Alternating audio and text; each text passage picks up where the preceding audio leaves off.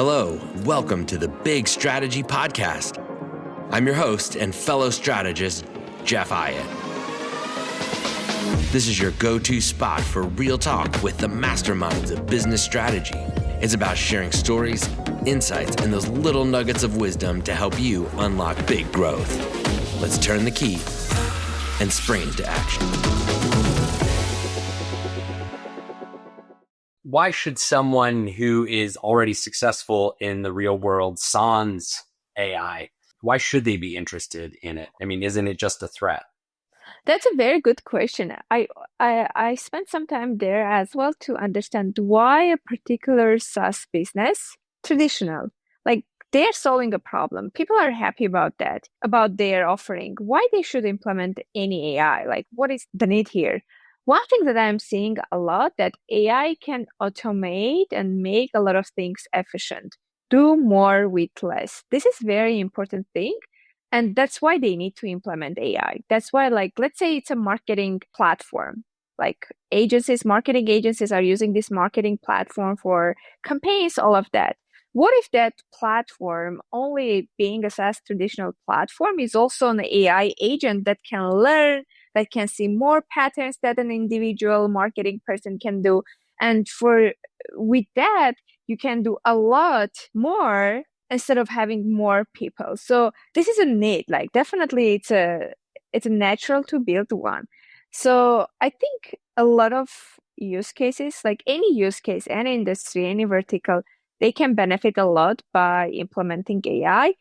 But there should be a proper analysis and identification. Okay, what problem we are solving without AI and how we can make it better with AI, rather than just put on top and say, okay, we are AI company. We implemented Gen AI, but no one is using it.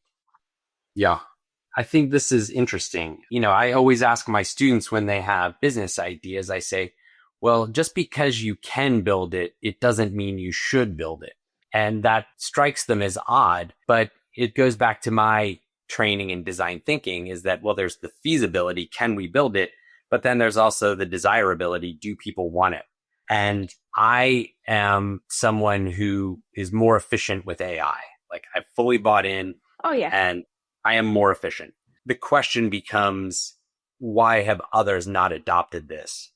And it comes back to this question of, what problem are we solving? And I'm arguing that for most businesses or most employees, for sure, their biggest problem is actually not work related. For many people, their biggest problems are personal, right? Like, yeah. Am I making enough money? Yeah. To that efficiency part, like as an individual, yes, we all are very efficient by using like ChatGPT, Gemini, all of that. It makes our life, like our daily life, way efficient. One other thing that I'm seeing, especially in big tech, where they implement this AI like LLM and everything, and they are asking engineers to use it, they are having hard time to score, to qualify, like measure the effectiveness of this AI after implementing AI. So yeah, they are efficient, but what is that like, right? What is efficiency? What is the meaning? What is the definition of efficiency in the context of an engineer or a bunch of engineers, let's say 10 engineers working on a particular problem and implementing a certain product, right? How are we going to measure it? Do they write more code? Why do we need more code? Can we write the same thing but with less code and be efficient, right? These are questions. I think it is not super obvious in terms of efficiency if we are improving efficiency, but that efficiency should be defined in every use case wherever AI is being implemented.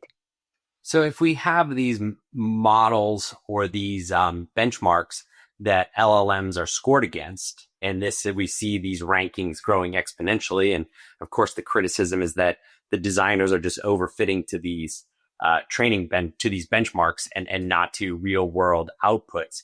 Is that truly the disconnect that even perhaps the model developers themselves are indexing on the wrong variable?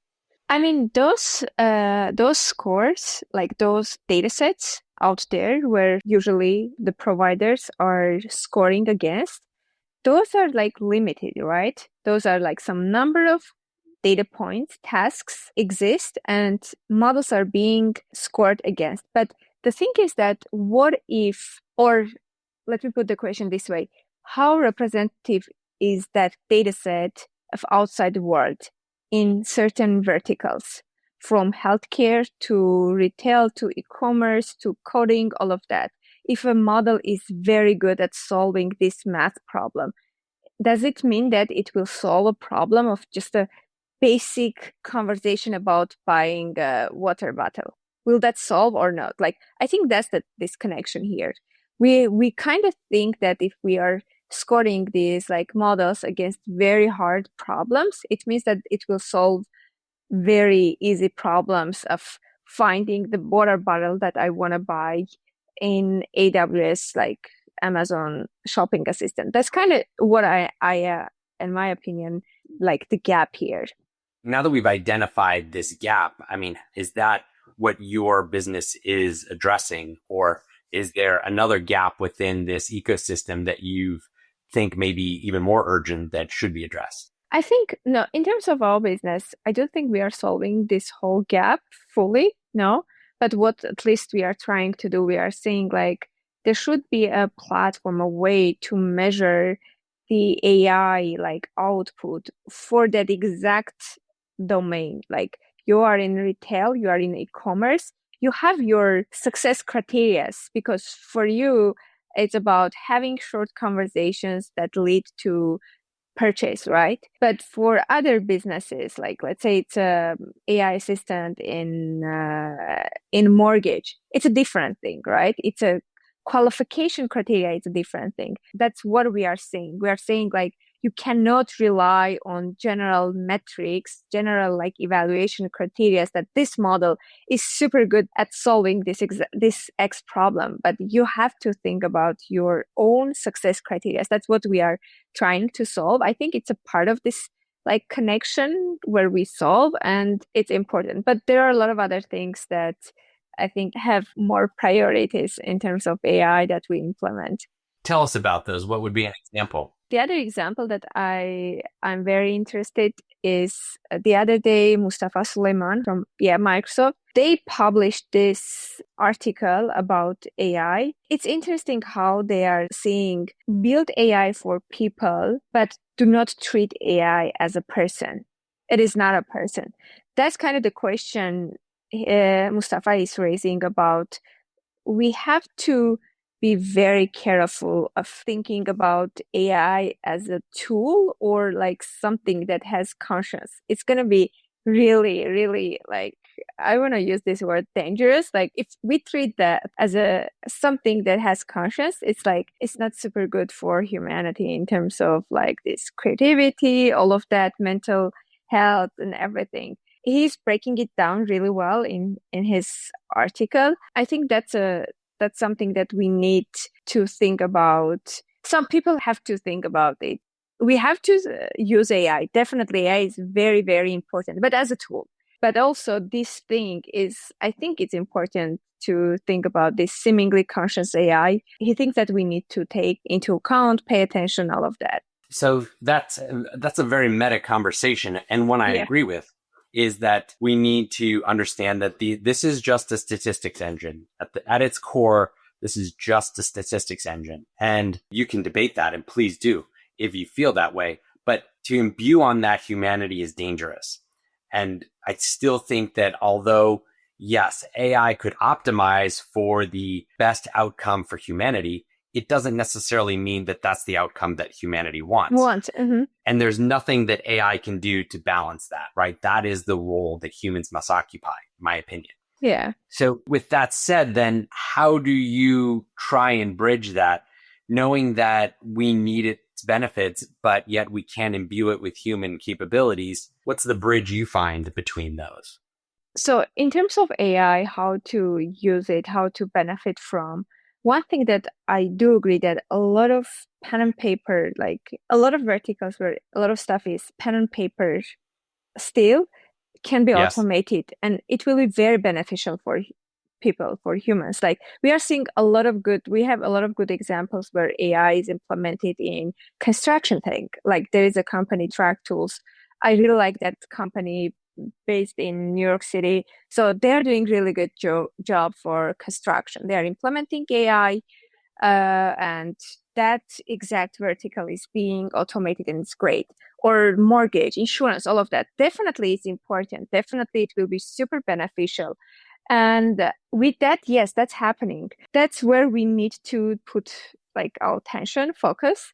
And there are a lot of like things to be done from an infrastructure layer or just how to build that AI, etc., to make sure that AI is actually useful there.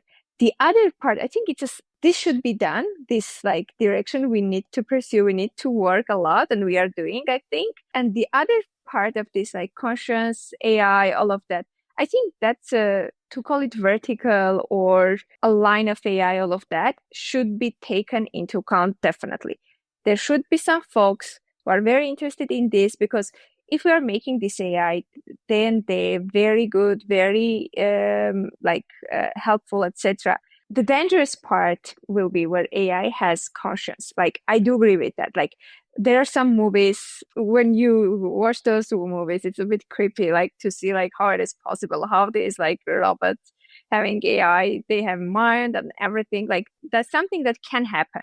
It is possible with this AI. Like it is very possible, because AI right now has memory, can recall past experience, and with that, it means that they can have conscious, right? They can be consciousness. So I do think that we need to focus on this, like implementing AI in a lot of verticals, make those verticals, industry sectors benefit from AI. So AI is working for humans, and work on this, the other part where it can be the opposite, where like humans have like dependency and AI can do whatever it, or how to call it, they want. AI wants. Yeah, I don't know how to call that.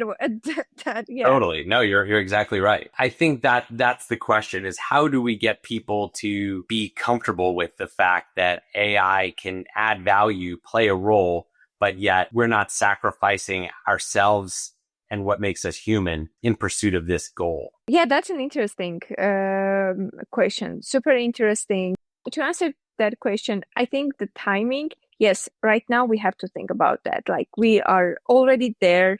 A lot of opinions are out there, thinking that, oh, we still need to figure out AI, 95% is failing, where we should think about this. But AI, like for example, ChatGPT and other chatbots are B2C, like how many, 7 billion, 8 billion people can use that, right? They have access to that. And correct. Yeah, it means that we have to think about this other problem, but also, yeah, of course, like solve infrastructure problems or GPU problems, whatever problems you have to put AI in construction tech or, I don't know, insurance, fintech, all of that. Yeah, do that.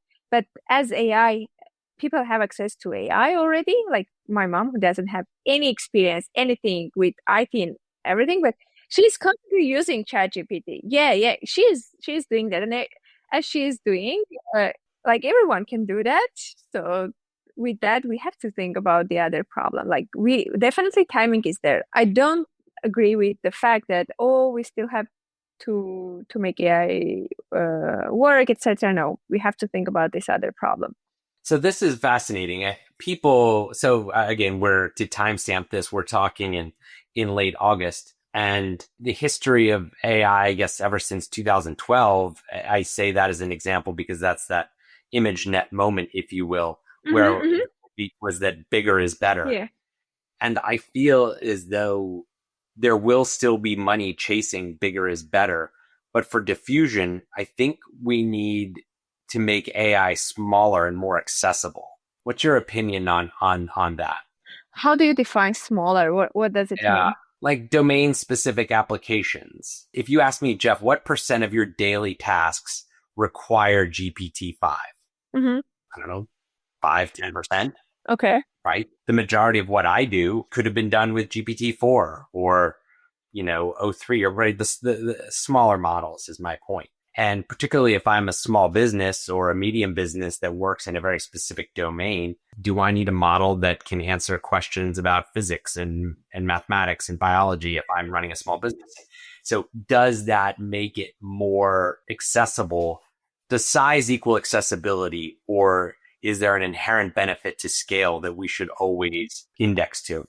Interesting. That's an interesting thought. In terms of size and accessibility, I think right now how much ChatGPT is being used, like this ChatGPT 5, and how good it is, it shows that it can be used by several like folks, millions of folks in different domains for several purposes. And the quality is good, like the output is good enough, and they're continuing using it. In terms of small models, I think there is a problem of data. So for small businesses, for a lot of like use case specific, domain specific businesses, they have a lot of data which is not maybe digitalized yet. And for that purpose, there is this data problem. And if we solve that data problem, I think we will have small models. It will be down the road. I think it will be easy to have small models to build small models, given that ChatGPT, for example, they published their open source models, which are very good. Like those are like, as far as I remember, 20 billion parameters, and they are very good. And I think down the road, we will see a lot of like also hardware new things where we will be able to host this ChatGPT open source model connected with our data, like the data that we have, domain specific data. And with that, we'll have kind of this ChatGPT accuracy, 5 accuracy, our domain specific use case specific data set. So this is also like possible, like it is happening. With this launch, we saw that down the road, small businesses will have like way to do that.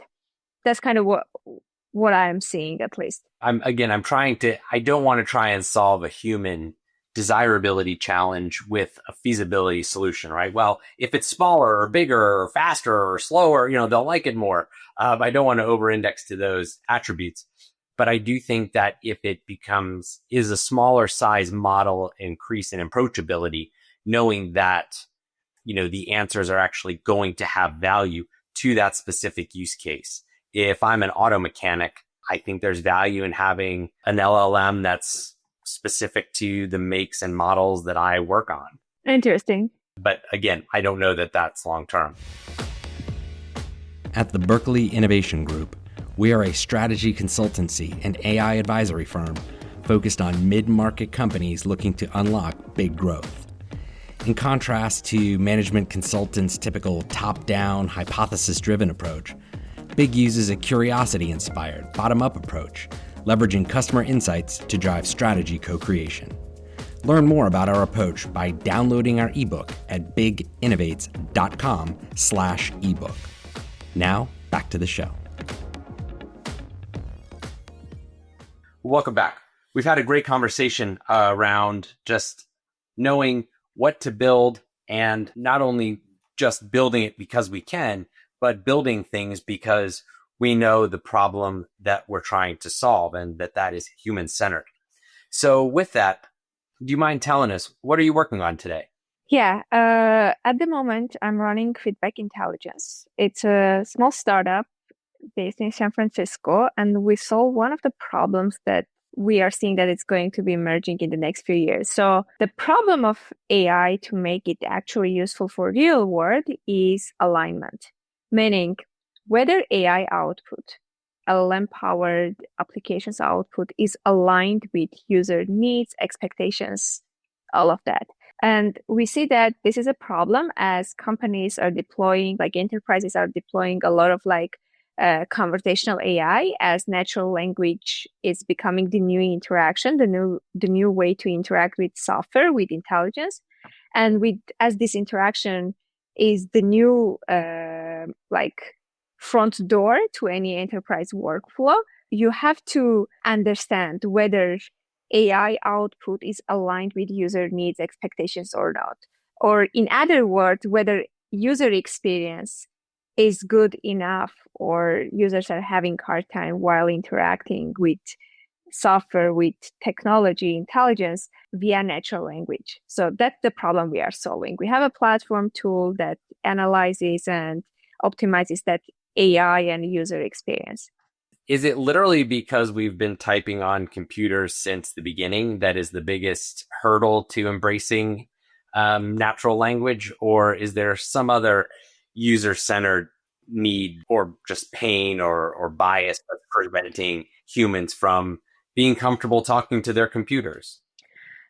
Very good point there. I mean, I think this is what's happening. We are switching from point and click interaction to natural language interaction, right? As I mentioned, like conversational AI is becoming the new front door.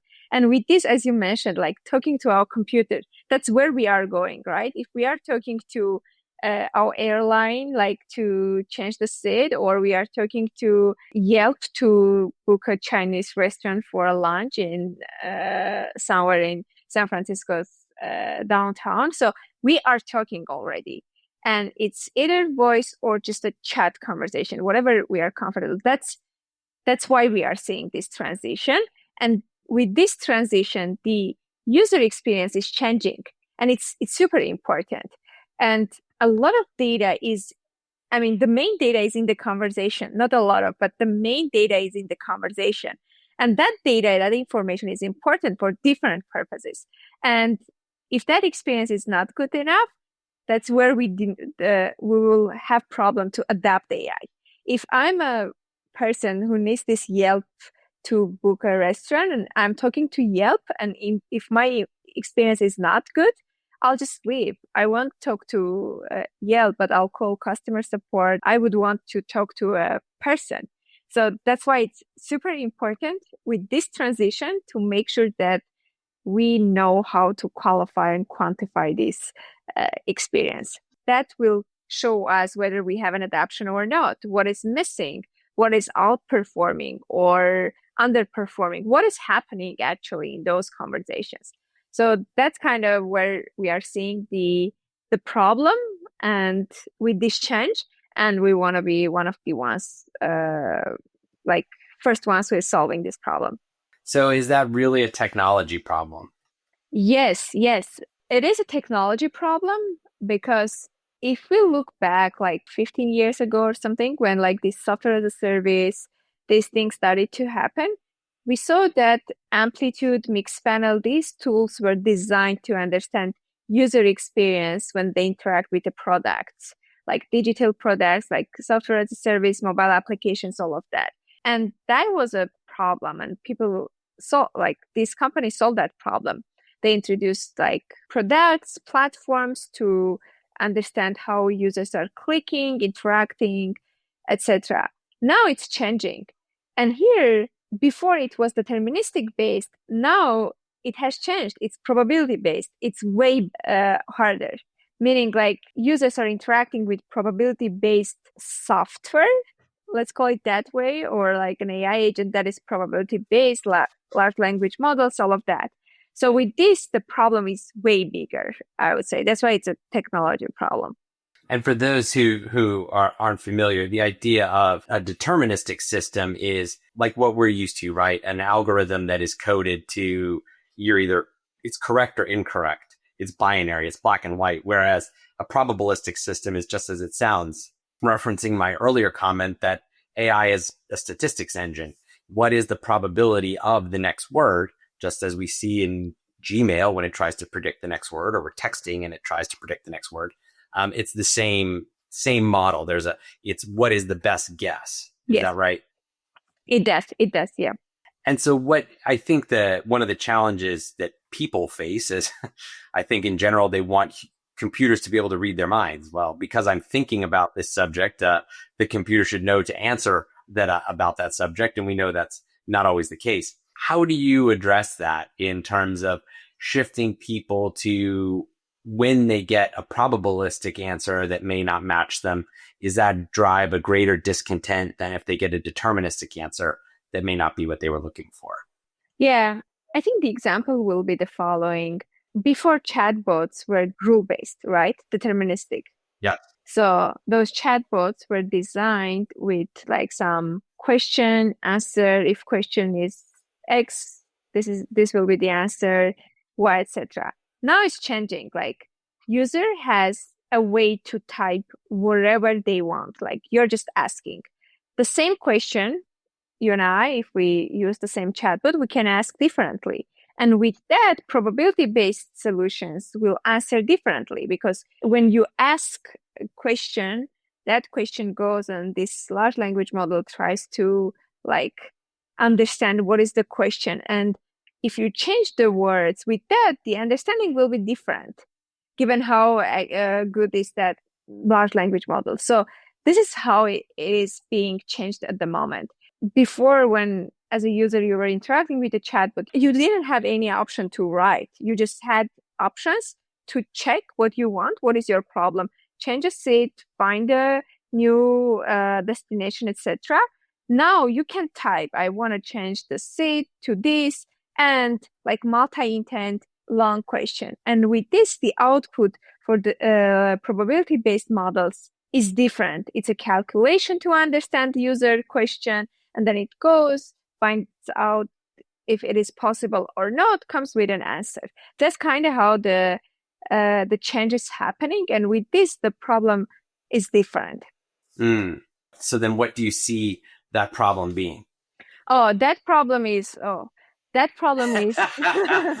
a podcast, I take it.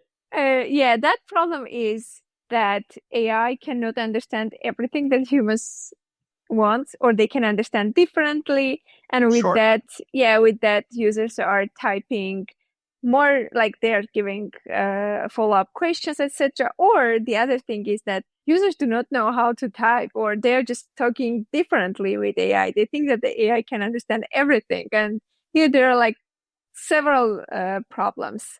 And with that problem, qualifying that user experience, meaning how they ask, what they ask, how often they ask, tone, semantics, all of that, and how AI is answering to those things is very critical. And with that, we can derive either adaptation or change this AI or make it better, or to your earlier comment, have smaller models that are specialized to these specific users that are asking about changing the state or whatever it is, the task it is. Yes, I totally agree with you. And it's very interesting. I think this, getting back to this human computer interface, is really what I find to be the most interesting piece of all this. Because when models scale, the next startup can't necessarily come along and just build a competing foundation model at this point, or that's the barrier to entry is becoming increasingly greater. But there's still a very low barrier to putting a better UX on top of AI. And that's what I foresee is really, if you kind of see this human computer interface overlap, it's just the approachability of it. And I think design can play a really important role in that, not just visual design, but also solution design. What's your opinion? That's an interesting topic, very interesting. A lot of people are saying that this current way of interacting with large language models, which is like chat interaction or voice, right? Voice agents are also there. They are saying that it's going to be changed, like that user experience. Yeah, I have seen some posts around that, and a lot of people are waiting for that change. They don't know yet what would be the new interface, but in my opinion, there is a room to improve, definitely. Or we just need to be patient in terms of learning curve, because we are seeing in a lot of use cases, a lot of domain specific use cases, really like people do not know how to talk to AI, right? No. I remember we had a case, one of the insurance use cases, human agents are using these like large language based chatbots to answer to customer inquiries. And these people, like this insurance company, wants to segment human agents by how they ask, how they like query, like prompt these chatbots. And they want to like measure, given how they ask, how chatbot is answering to those questions, etc. So with this, maybe there is still a need to have some predefined, or like if you use ChatGPT, you also have seen when it kind of, there is an autocomplete, like it proposes, like it tries to complete your question. So maybe that's also a way to consider. And yeah, with this, there is like this feedback collection as well, like thumbs up, thumbs down, when they expect users to give that feedback, no one is giving. So I do think that user experience will change, will improve, and there is a definitely room to improve this interaction. But yeah, designers maybe will have more thoughts around that. I have seen traditional user, like human computer interaction. So yeah. I think it's fascinating. I think it's exciting. And I'm interested to see where it goes. Yeah. So with that, what do you foresee as the future of, I won't ask you of the technology because I think that's obviously an ignorant question to ask, but if in terms of how humans and AI will interface, what is the direction that we should be planning for? Even if I'm in a traditional industry and I'm considering AI as a solution, are humans going to behave the same and AI needs to adapt? Or is the AI going to adapt and we can plan on those human-centered needs remaining fairly constant? Very good question. I think it's not a one side problem. I think it's there are two sides here, AI, humans, and we have to think taking these two stakeholders, let's call it that way, Sure. into account. So this is not one way thing, one or all. No, this is like human to AI, AI to human. And while we develop AI, we should be very, very careful in terms of understanding that domain, use case, human users' preferences, needs, like to be user centric. That's very important. Users have to be in the center of this whole AI development, optimization, evaluation, scoring, all of that, like basic humans. And in terms of AI, we also need to think about AI, how we design it. Eventually, we are the ones who are designing these AI systems, right? And we have to make it in a way so we have to be accountable to that. So later we won't see, oh, AI did this, etc. We are the ones who designed this AI, right? I just built this chatbot. So how can I blame this chatbot that it is not behaving or doing or giving that output I'm very worried about, it's concerning, etc. But we are designing. So here we have leverage to use all these fascinating tools, infrastructure, innovation out there and make this AI just useful for us rather than like blame or complain, oh, it's not working well, etc. No, we can design it in a way to work it. And we are saying that it's possible. We just need to be careful, all of that. Yes. I think neither is going to meet the other where they lie, meaning humans aren't going to adapt, as you said, 100% to AI, but they are going to have to realize that business as usual will not work in a world where AI, even if it doesn't take over, but is a thought partner or a force multiplier, as I like to say, we have to consider that. And I think one way that designers in particular can play a role is to help make that interface more relatable to more people. If we think about the adoption curve, right? The innovators will work with a command prompt. The early adopters will work with a clunky interface, but to really cross that chasm and reach the early majority beyond simple tasks like summarizing PDFs, as an example, they need to be able to do more. And I think that's what we're on the verge of. Mm-hmm, mm-hmm. I agree. I totally agree there. Totally aligned there. Just work on that and benefit from AI. Perfect. Well, what is something that we haven't talked about that you think it'd be important for our listeners to know? Interesting question. I think we went through all the stuff that's, at least on what I'm thinking, is important for AI users or AI builders. So, nothing to add. Just use AI, I think. I use ChatGPT a lot, so I can say I like it. I don't know how this sounds, but I like it. It helps me a lot with a lot of things. But also just use it as a tool. That's it.